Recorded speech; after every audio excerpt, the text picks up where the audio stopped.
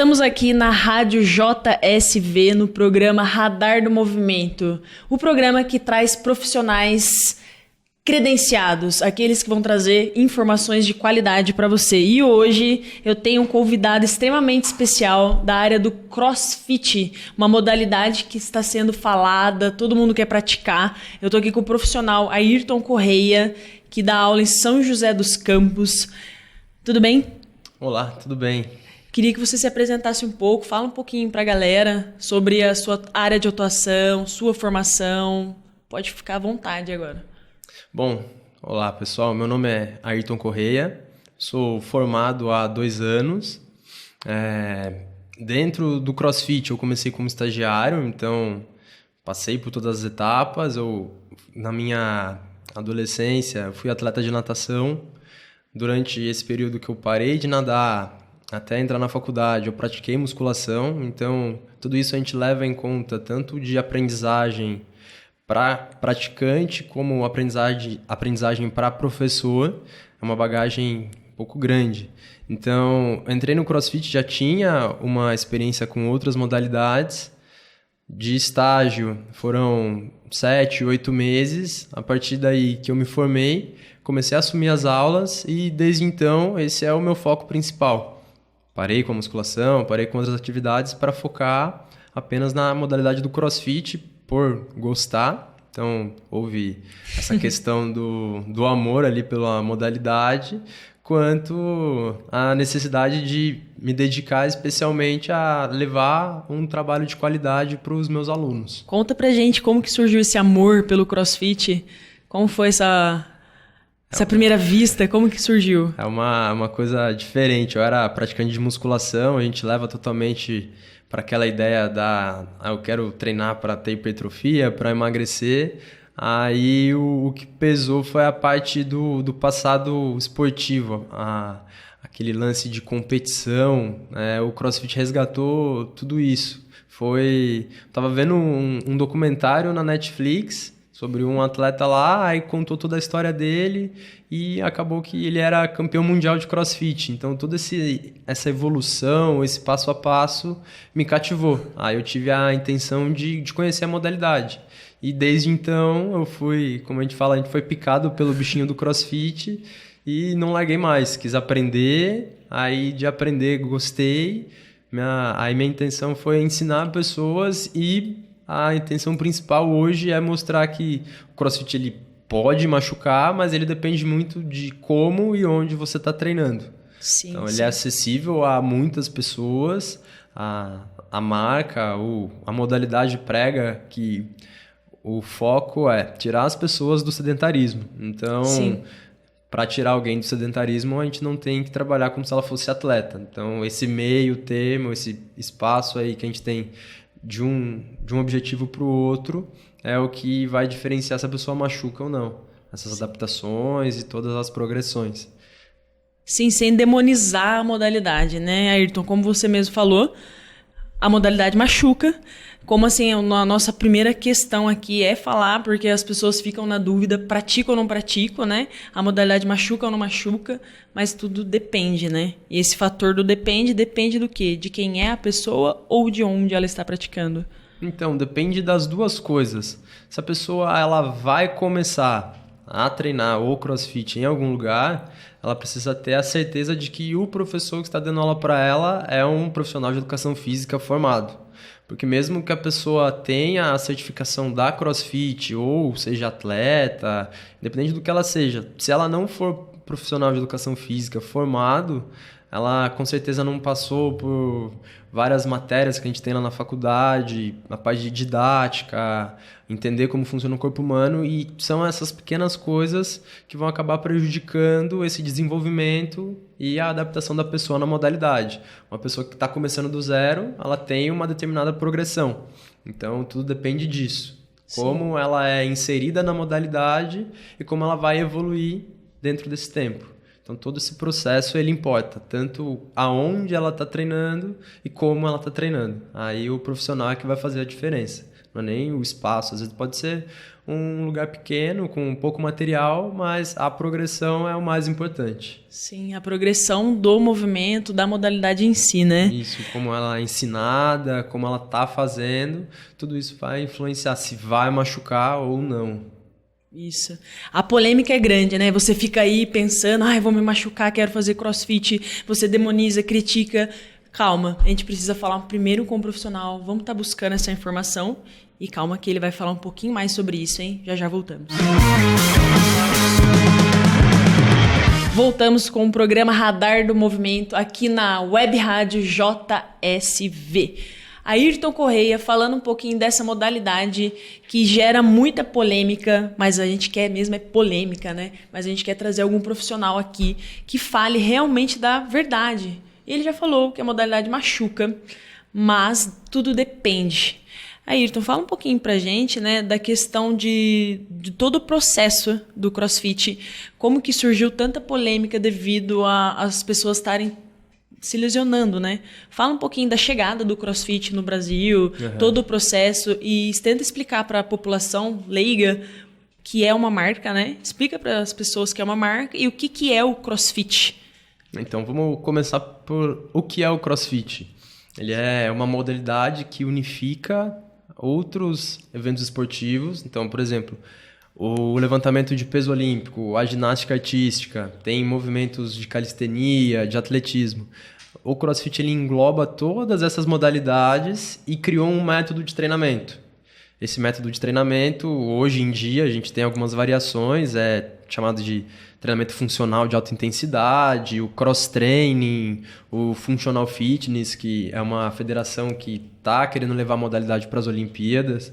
Então, a CrossFit ela é uma marca que foi quem organizou primeiro todas essas modalidades, e a partir disso ela começou a vender e foi o que cresceu e permaneceu. Então você faz um cross-training num box comum ali do bairro, mas você vai falar para o seu vizinho que você faz CrossFit, porque é o que deu o nome e é como a modalidade cresceu. No Brasil tem mais ou menos uns 10, 11 anos da modalidade. É recente, né? A gente falar 10 anos é bastante coisa. Para gente que sabe sobre esporte e tudo mais, 10 anos é quase nada. Então, tudo isso de lesão e tudo mais faz parte do início, porque não é todo mundo que tem o preparo necessário. No Brasil chegou muito... Como é um esporte, ele tem algumas exigências de movimento. Então, para eu fazer um movimento de barra, eu tenho que passar meu queixo acima da barra. No começo, não importa como eu vou fazer aquilo.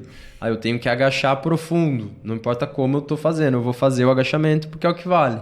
Então, são todas essas coisas de não se preocupar em como fazer o movimento que acabam levando a posições que não são adequadas, e como gera uma sobrecarga tanto mecânica quanto por volume, eu tenho que fazer 200 agachamentos. Isso daí, a longo prazo, pode ser o que acaba machucando. Sim. E outra coisa, a questão da mobilidade. Mobilidade, flexibilidade, essa questão da pessoa conseguir fazer o movimento sem dificuldade nenhuma. É o que é negligenciado por muitas pessoas e é um dos principais pontos que a gente pode usar como prevenção de lesão. Se a pessoa consegue fazer o movimento com certo conforto, eu consigo levar a barra acima da minha cabeça sem ter nenhum incômodo no meu ombro. Isso é importante, porque se você tem algum bloqueio articular, alguma dificuldade em realizar o movimento, você sobrecarrega outras estruturas. Então, dessa forma, a chance de acontecer uma lesão é muito maior. Sim, sim. E a questão da lesão, fala um pouquinho quais são as lesões assim mais visíveis. Assim, a gente tem alguns pontos principais, que são principalmente a articulação de ombro e joelho, e o que tem um pouquinho mais de sintomas também é a região da coluna lombar. Tudo por conta da quantidade de movimentos. Ombro, por causa de movimentos acima da cabeça. Tem muito movimento que a gente arremessa a barra. Eu vou fazer uma flexão de cabeça para baixo. Eu vou me pendurar e balançar na barra. Tudo isso gera uma certa sobrecarga. Que se a pessoa não tem a mobilidade e também não tem um nível básico de força, vai agravando esse caso. Por exemplo, a barra, o pull-up, passar o queixo da barra. Se eu não consigo fazer 4, 5 repetições na força, que é o básico, não tem por que eu estar balançando. E é o que geralmente acontece. A pessoa vai aprender primeiro a balançar para fazer, porque é mais fácil. Aí depois de um tempo ela começa a ganhar uma força. Sim. Só que aí que acontece? A gente paga o preço que não ia precisar. Certo. Você está com dúvida aí o que é pull-up, né? Vai passar rapidinho uma imagem para você do Ayrton fazendo esse pull-up. Agora, dando continuidade aqui, né, na nossa entrevista, fala um pouquinho da questão de mobilidade. Todo box de CrossFit inicia realmente pelo trabalho de mobilidade ou não? Então, o trabalho dentro do box, ele é independente. Então, vai ter lugar que você vai ter um acesso a esse tipo de trabalho, vai ter lugar que o serviço que ele oferece não tem.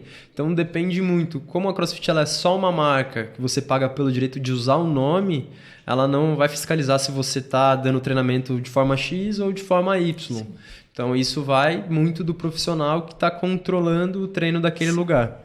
Não existe um padrão, então, né? Não. Você vai ver, tem a parte técnica, a parte de condicionamento, mas o que tem envolvendo tudo isso depende muito do profissional. Então, se certificar se é um profissional formado, como eu falei lá no começo, é importante. E se ele tem algum histórico de CrossFit também, porque aí ele vai conseguir direcionar para diferentes públicos como o trabalho ele deve ser feito.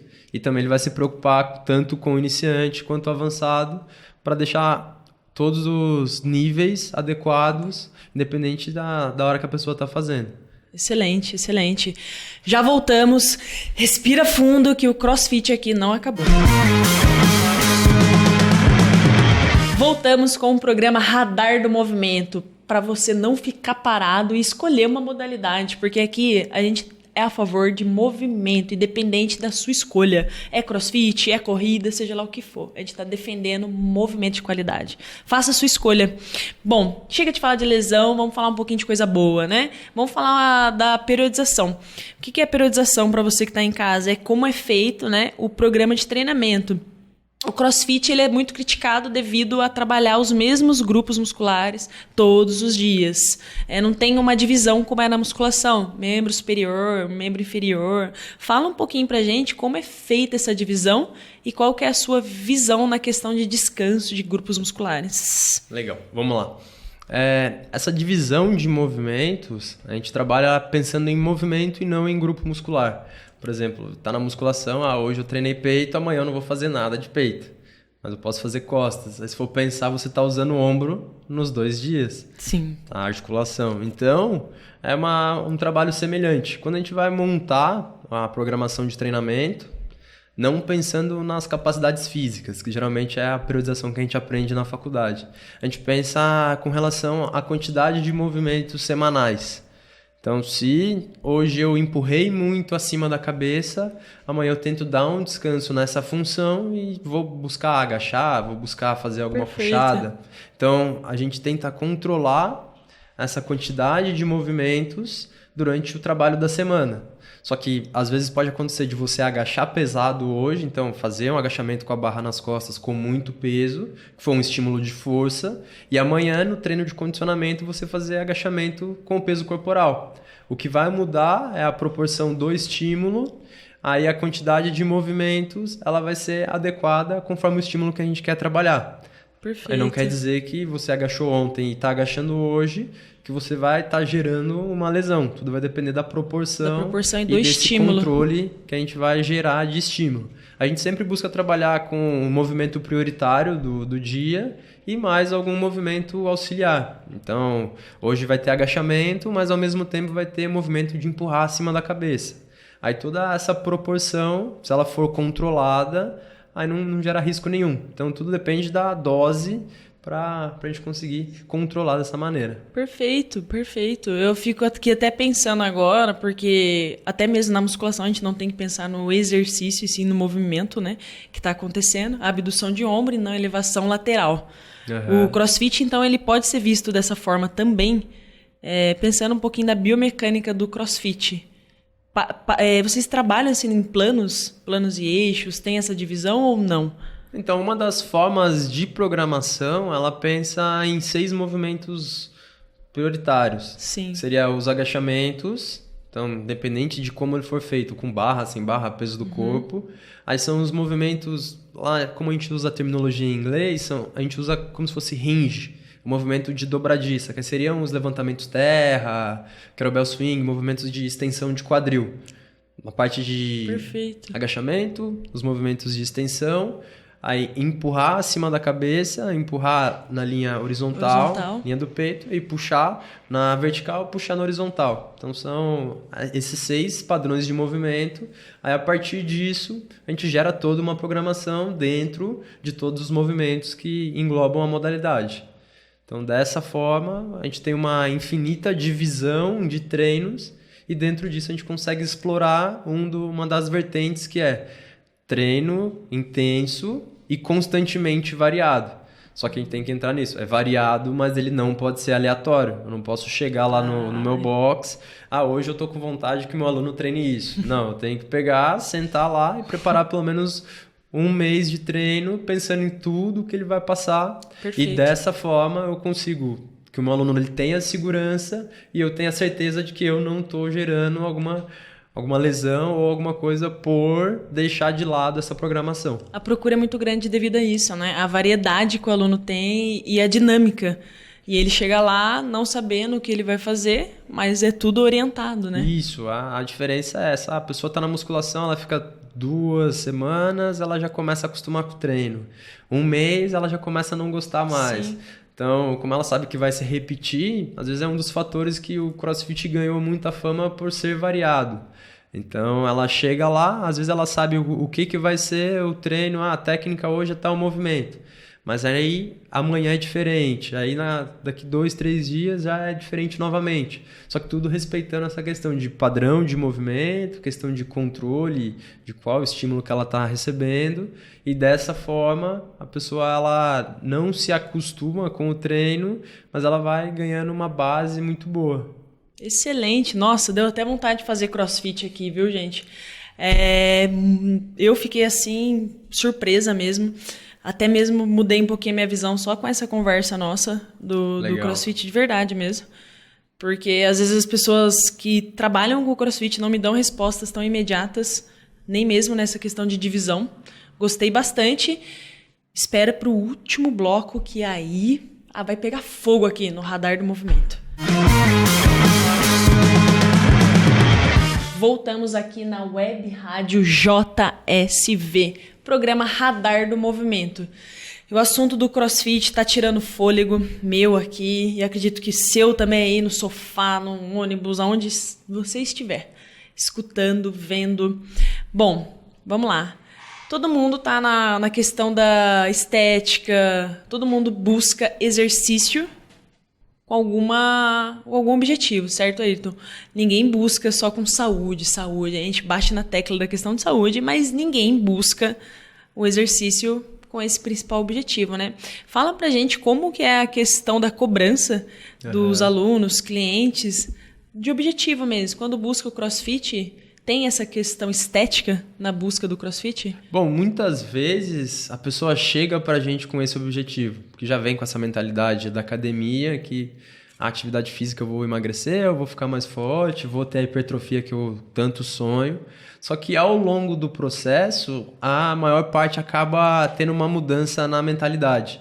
Tanto por conta do grupo que já está ali dentro, tanto que ela vai se acostumando e vai criando novos objetivos. Às vezes a pessoa entra porque quer emagrecer, só que ela começa a gostar da modalidade, começa a ver o tanto que ela pode evoluir esportivamente, ela vai ficar mais forte, ela vai aprender a fazer novos movimentos e dessa forma ela vai conseguir fazer um treino muito melhor e dessa forma ela vai emagrecer. Só que como ela se cobra para aprender e se cobra para conseguir fazer mais coisas, ela consegue até emagrecer melhor porque ela está pensando nisso de forma secundária. Sim. Então, o emagrecimento não é o foco, mas ele é um resultado que a pessoa vai ter. Às vezes a pessoa quer ficar mais forte. Muita gente pergunta, CrossFit hipertrofia. Depende, o foco não é hipertrofiar. Mas se você consegue ter uma grande evolução de força, você consegue, na parte dos WODs, que são os treinos de condicionamento, fazer muitos movimentos, terminar isso com uma certa qualidade e um desempenho, isso tudo vai contribuir para você ficar mais forte e para você gerar uma hipertrofia por conta do volume. A gente trabalha lá, dependendo do treino, com um volume muito grande de repetições. Então, às vezes, você chega na academia, você faz 3 séries de 10 de supino, deu 30 repetições. Aí vai chegar um dia lá, tem um treino que tem supino, só que são 150 repetições. Sim. A carga não é tão grande, mas o volume é muito alto. E ao longo do processo, a gente gera adaptação, que é um dos fatores que hipertrofiam. E emagrecer também. A gente prega bastante que se a dieta está em dia, você tem uma nutricionista, você tem um acompanhamento, treina e se alimenta bem, independente do resultado, você vai chegar nele.